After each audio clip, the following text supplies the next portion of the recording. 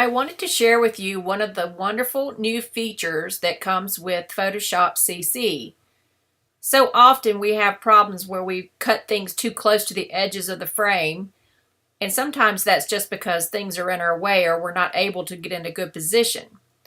In this water lily, I had that problem with a lot of obstacles, so I got the lily a little close to the bottom edge of the frame. I would really like to add a little more along the bottom.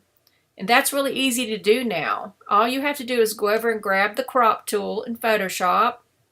Make sure that the content aware box is checked.